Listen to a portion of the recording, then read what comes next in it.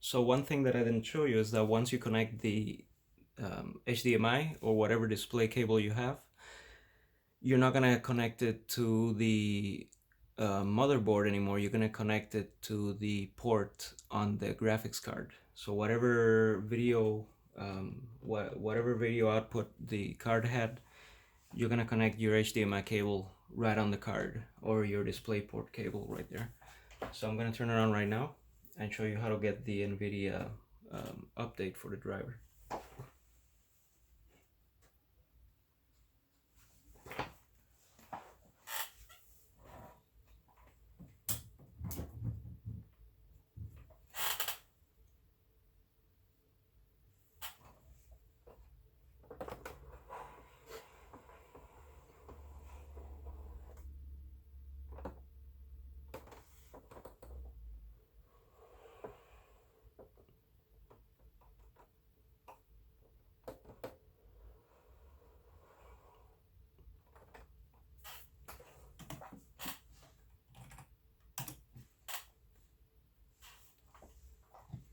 Alright, so since I already had this card on my computer, I likely already have the driver.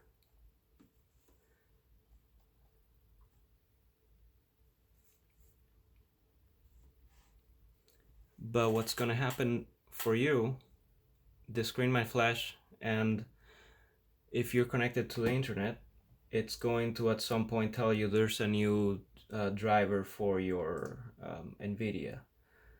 And it's gonna be a little dialog box that shows up here. You're gonna click it and it's gonna happen automatically. You can also go on Google and Google the, let's say you have a GTX 1060, use Google GTX 1060 driver and it'll take you to the NVIDIA website. You'll download that file and just follow the instructions. Once you have it set up, it's, well, mine already updated by itself, but it's gonna be showing something like this, NVIDIA control panel. And it's also gonna be down here.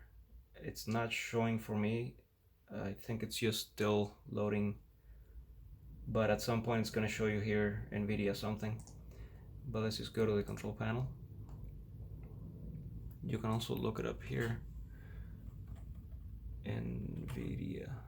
It's called GeForce Experience. You don't need the GeForce Experience as long as you have the NVIDIA control panel, but the GeForce Experience automatically finds the updates and does everything for you. But if this is not running your computer, there's some people that have a bug with this app. You really don't need it, so don't waste your time trying to fix it. It's not useful for anything. It doesn't really do anything for you. So it's, in my case, it automatically downloads any drivers for any NVIDIA cards I install. But it's gonna tell you the card that you have, and it has some options. It helps you like record games and stuff for streaming, but that's about it. I wouldn't even recommend downloading this. It's just kind of there for nothing. What's really important is this here. So this allows you to configure your computer, the graphics settings.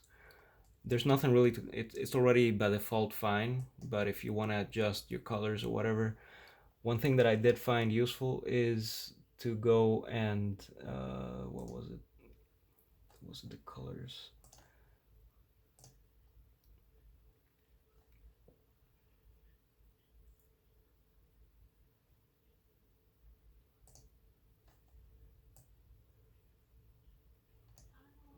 No, not here.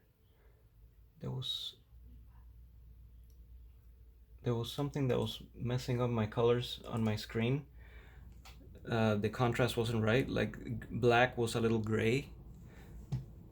There was like a grayish color to black, and I didn't like that. And I noticed, and that's very common with Dell XPS desktops. Every Dell desktop I've seen has the same issue. So you have to go and change the color setting for the HDMI. I'm not looking, I can't find it. I know it was here somewhere, but I can't see it now. Oh, right here. Okay, so you'll go to display, change resolution, and you're gonna change only this if it's not the right thing. So in the default setting, it was making the black color kind of grayish, it was kind of like sandy looking black. It wasn't really, there was like grit to it. So you go to, if you click here, it'll let you change those settings. So everything is, as far as I'm concerned, this is fine. I haven't played with the settings. I don't know if that's an improvement or not, but I did notice that if you put limited, it made, I don't know if it's gonna show that much of a difference, but from right now, what I'm looking at is this black, this is gray right now. It's not really black. You might not see the effect because the phone camera is gonna read a different color or a different contrast, but your eye is gonna see that this is kind of gray and then this is kind of gray. It's kind of like there's a difference, but they're kind of gray. This isn't black right now, so the contrast is all messed up. So what you want to have is change the output dynamic range to full and then apply, and that's gonna make black, it's gonna make it black, and this is gray, but that was already gray, so that'll fix that. It pretty much improves the contrast for your screen. I don't know anything about this. I've played around with those settings, but I haven't noticed any difference. Like, you can change it, but I haven't noticed anything different. Maybe if you have a high definition TV or something, you might notice something, or a VR. But as far as I'm concerned, I've changed this color settings, all that stuff, and I haven't seen much of a difference on anything. Everything else is pretty standard.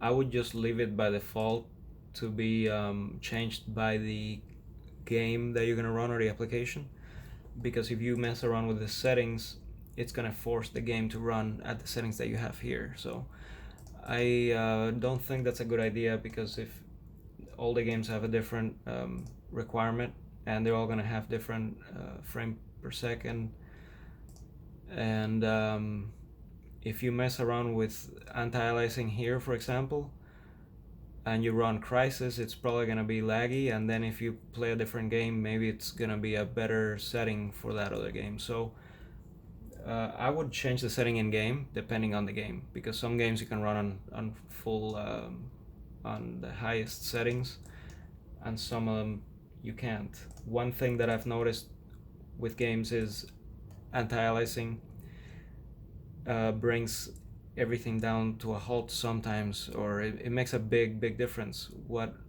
anti-aliasing you set up.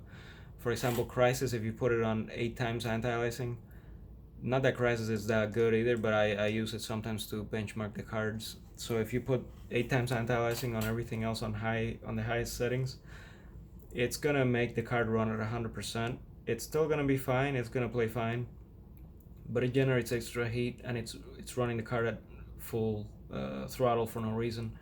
If you turn it down to anti-aliasing 4 or even 2, you don't tell the difference really. It's such a small detail difference, and the card's gonna run maybe a 50% load, and if you turn it off completely, it's gonna run nice and cool. So it really depends. I don't think it makes such a big difference. A lot of people just like to maximize everything, but there are some settings that you really can't see the difference on. It's pretty much like, if you're gonna make the card run hotter and your game's gonna run slower, and you can't tell the difference graphics wise, then really just don't do it, because it doesn't make any sense. I mean, that's, some people just like to go out and buy the most expensive card out there to have everything on high, but some settings really don't make any visual difference.